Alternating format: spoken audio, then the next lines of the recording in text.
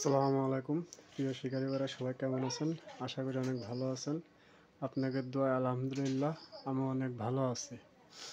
তো আজকে নতুন একটা ভিডিও নিয়ে আসলাম, আর ভিডিওটা আপনারা দেখতেই পারতেছেন।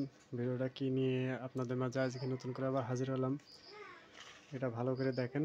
এটা হচ্ছে ভাষা ফিট। মাছের যে খাতি দেয় সেই ভাষা ফিট। এটা আমি আগের থেকে পানি দিয়ে নরম করে রাখছি, ভিজিয়ে রাখছি।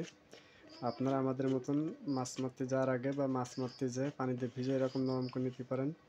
এটা এখন চাপ দিলে কিন্তু এরকম আঠা হয়ে যাবে।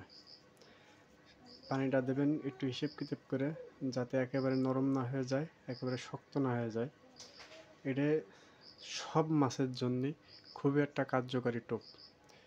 এত সুন্দর কাজ করে, ধারণা করার বাইরে। আমি এরকমভাবে রুটি ছানার মতন এটা পুরোটাই ছেনে নেব।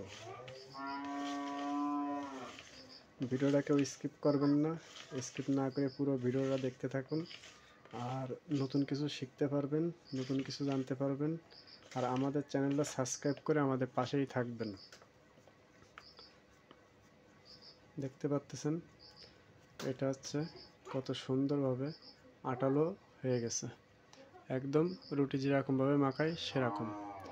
অনেক নতুন শিকারী ভাইরা আছেন, পুকুরে মাছ মারতে যে মাছ পান না। আমাদের চ্যানেলটা সাবস্ক্রাইব করে পাশে থাকেন, অনেক কিছু শিখতে পারবেন এবং জানতে পারবেন।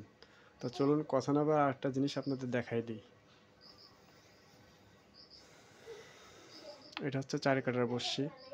দেখতে পাচ্ছেন 4 কাটার বড়শিটা কত সুন্দরভাবে আমি গাঁথি। মাছ অনেক সময় গাঁথার কাছে অনেক কিছু, যারা ভাষা ফিট ব্যবহার করেন না তারা এই ভিডিওটা দেখে ভাষা ফিট একবার একটা টিকিটের পুকুর ব্যবহার করে দেখতে পারেন যে কত সুন্দর কাজ হয়। যদি এতে আপনার মাছে টানে, ইনশাল্লাহ আপনার আশপাশে কেউ আর মাছ পাবে না। এবং এটা খুব একটা গোপনীয় একটা টিপস আপনাদের দিলাম।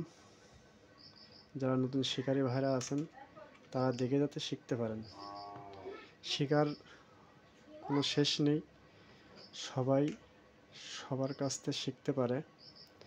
কেউ কাউরে বড় ভাববেন না, আবার কেউ কাউরে ছোট ভাববেন না।